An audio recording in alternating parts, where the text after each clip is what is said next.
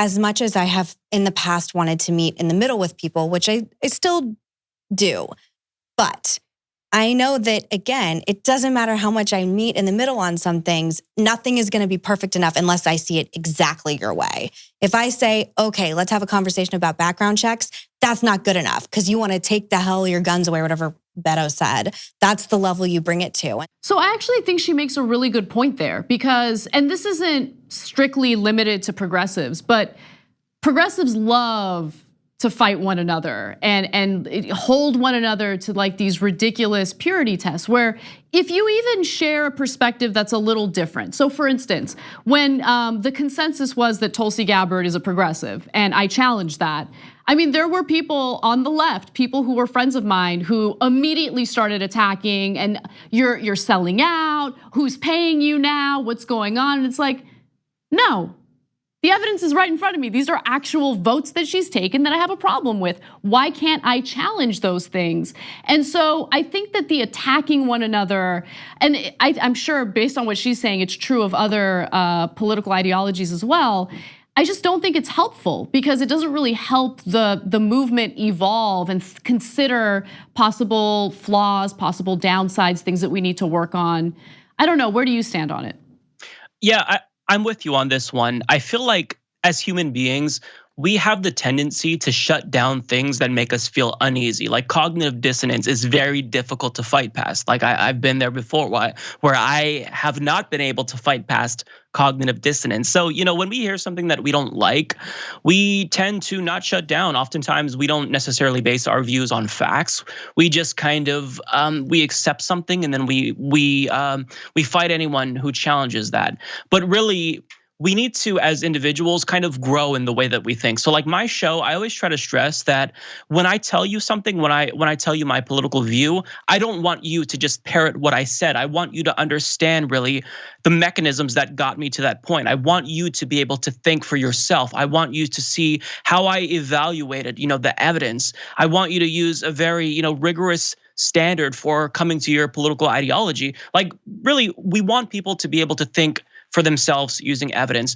And it's difficult to just get back into that, where we're always at war with one another. And politics in the United States is inherently tribalistic. It's inherently personality driven, which is frustrating. So we have to find more clever ways, I think, as left-wingers to fight past that.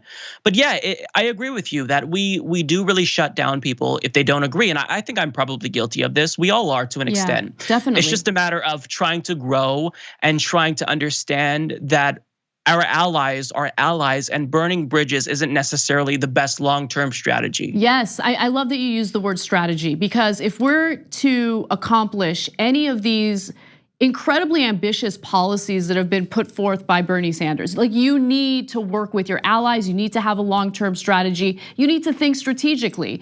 And demonizing people on the left because they don't believe in every single minor detail policy-wise, I just don't think that's a smart strategy. I mean, we had a guest on the main show once, this is fairly recently, who said something critical of people who didn't vote for Hillary Clinton. Now, this person wasn't a Hillary Clinton supporter, but in the general election, he believed that the right thing to do was to vote for Hillary Clinton. And I fall under that category as well, but I'm not really critical of people who didn't vote for Hillary.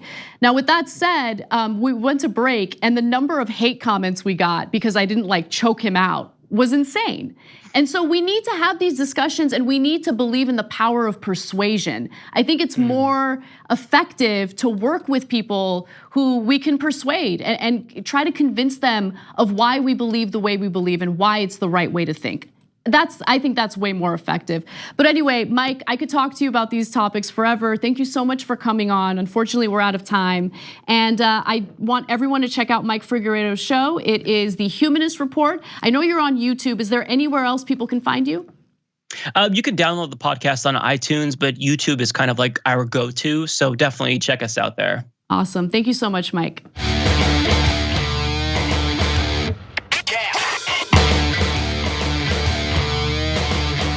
You never have to miss another episode of No Filter by ringing the bell below. You'll get notified whenever we publish something new.